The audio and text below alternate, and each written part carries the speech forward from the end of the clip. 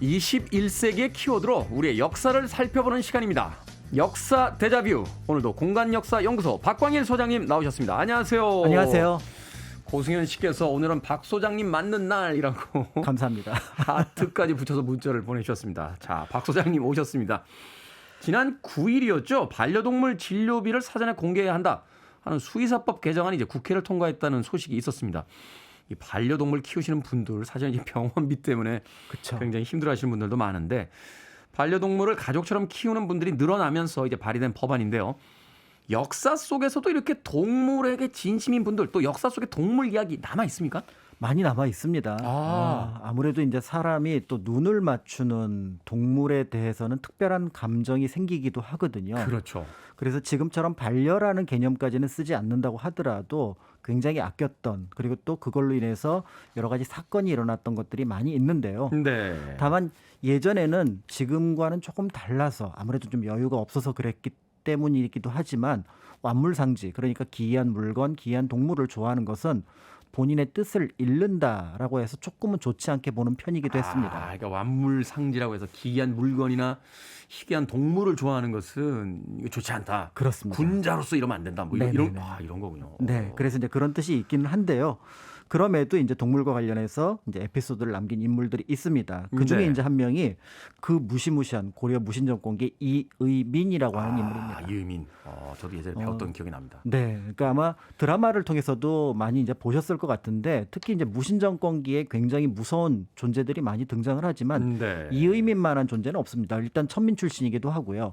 그다음에 경주에서 워낙에 많이 말썽을 부려서 당시 이제 그 지역의 안찰사가 잡아다가 형들하고 함께 고문을 했거든요. 네. 그런데 형들은 다 죽었습니다. 고문을 받고 아마 죽이려고 했던 것 같아요. 죽이려고 고문을 했다. 네, 그런데 이의민은 살아남았고 신기하다. 굉장히 힘이 세네라고 해서 개성으로 올려 보냈는데 뜻밖의 이제 재주가 있었던 수박이라고 하는 지금의 이제 맨손 격투기. 수박. 그렇죠. 이제 그거죠. 맨손으로 싸우는 거. 네네. 옛날에 우리 전통 무술 중에 하나. 그러니까 UFC랑 좀 비슷한. 근데 이제 당시 왕이었던 네. 의종이 그것을 굉장히 좋아했고요. 그 덕분에 이제 높은 벼슬에 올라가게 됩니다. 네. 더 나아가서 이제 무신정권기에 이제 두각을 나타내게 되는데 특히 자신을 어떻게 보면은 사랑했던 의종이 네. 나중에 이제 거제도로 귀향을 갖다 경주로 올라오게 되는데요. 네. 이게 조금 위협이 된다고 생각했던 무신정권이 이제 이의민을 보내서 의종을 죽이게 합니다.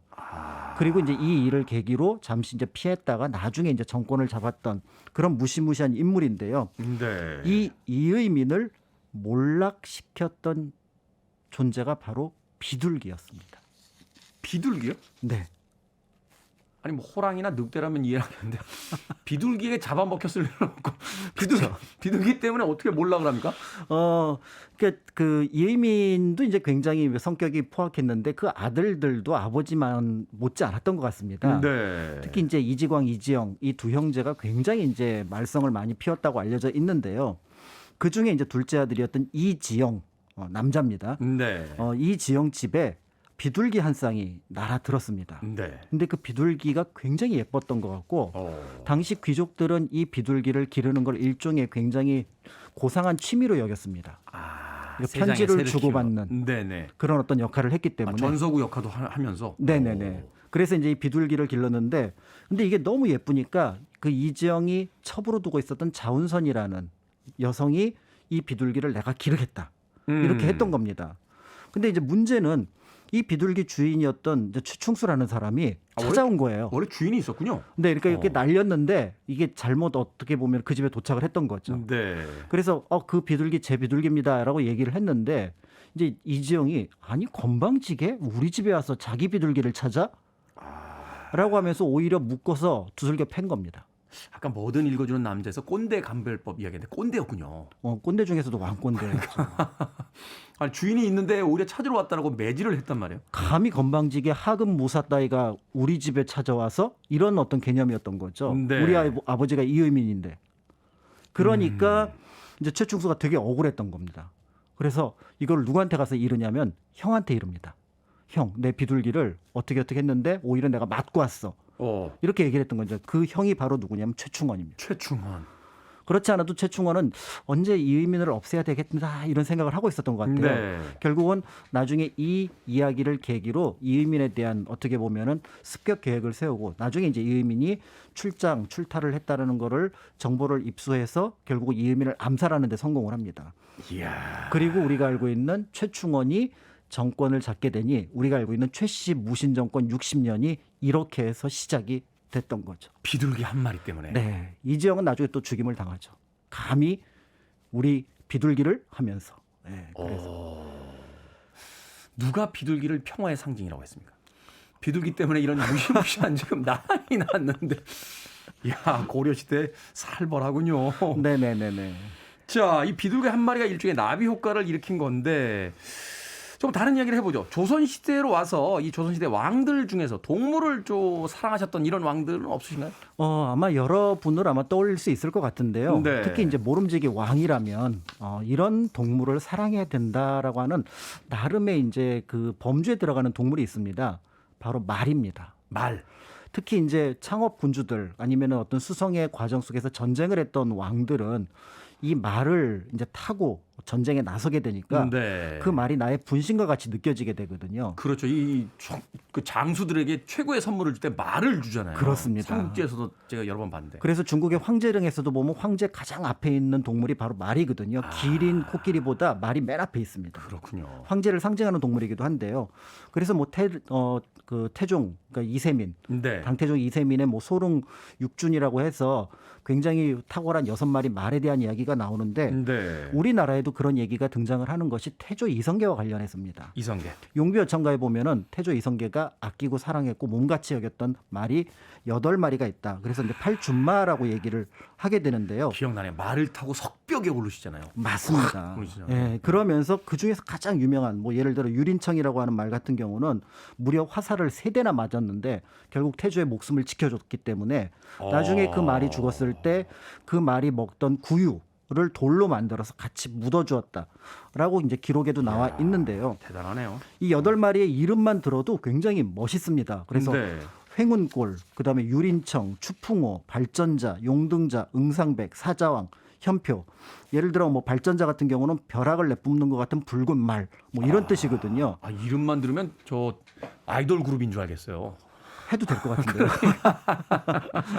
그러니까 이제 이런 얘기들이 용비어천가에도 실렸기 때문에 나중에 이제 세종 같은 경우는 안견에게 명해서 이 그림을 그리게 했었는데 안견에게. 이게 이제 임진왜란 때 소실되면서 숙종 때 다시 그리게 한 것이 지금 남아 있습니다. 대단하네요. 정말 그 사랑했던 것뿐만이 아니라 그것을 이제 형상화해서 어떤 두고두고 기리려고 했다는 것 자체가 네.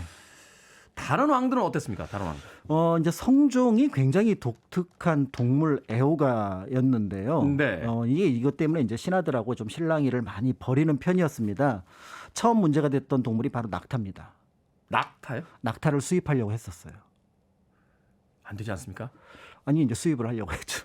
뭐 그때는 메르스 이런 거 신경을 안 쓸 때였으니까. 아니 그렇다 할지라도 낙타를 가져오려고 했다. 성종 특이한 취향이시네요. 네, 그랬더니 이제 바로 이제 대사원 이제 이경동이라는 분이 나섭니다. 이게 무슨 네. 말입니까? 첫 번째는 아까 얘기했던 귀한 동물을 구입하는 것은 임금의 덕을 어지럽히는 겁니다. 네. 그다음에 두 번째 그 역사책에 보면은 태조 왕건이 만부교 아래에서 낙타를 굶겨 죽인 일이 있는데 이거는 사치를 경계하라고 했던 말입니다. 그다음에 이제 세 번째 낙타 가격이 너무 비쌉니다. 이 얘기를 했는데 사실은 이 두 번째는 약간 견강부회 자신에게 좀 유리하게 해석을 한 거죠. 이거는 굉장히 정치적인 문제였지 사치의 문제는 아니었었던 거거든요. 네.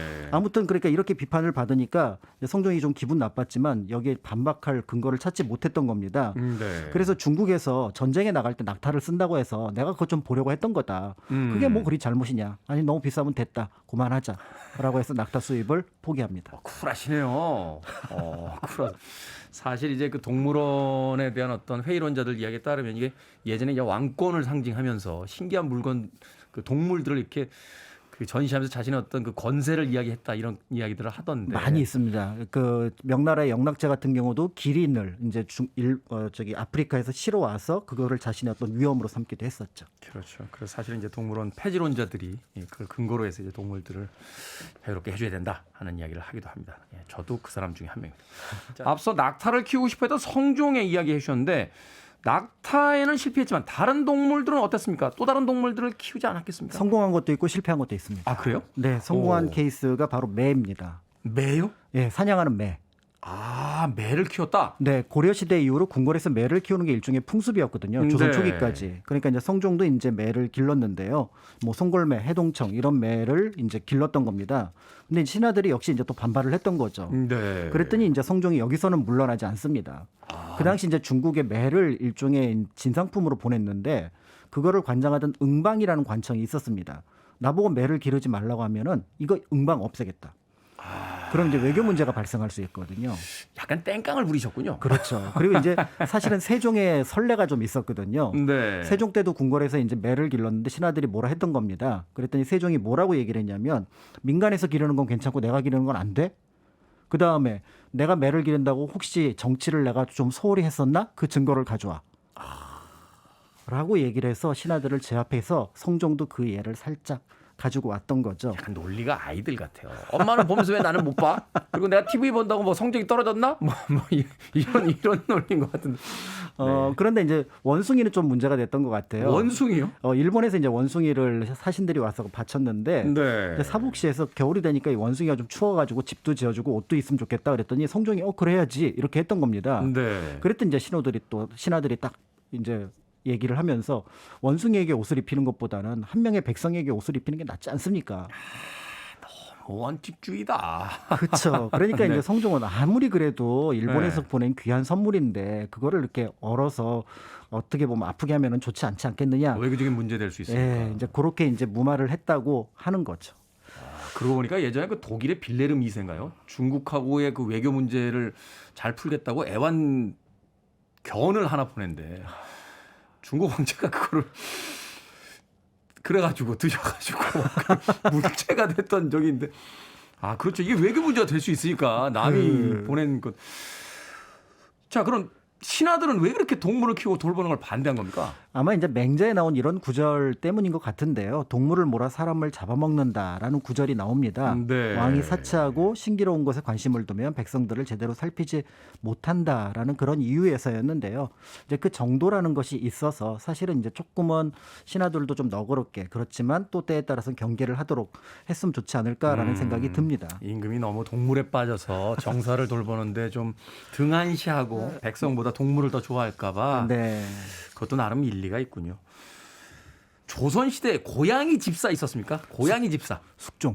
숙종. 네. 네. 실록에는 나오지 않는데 성호사설이라든지 이제 몇 개의 책에 등장을 하거든요. 네. 그러니까 이제 금손이하고 굉장히 또 애틋한 이야기가 전해지고 있는데요.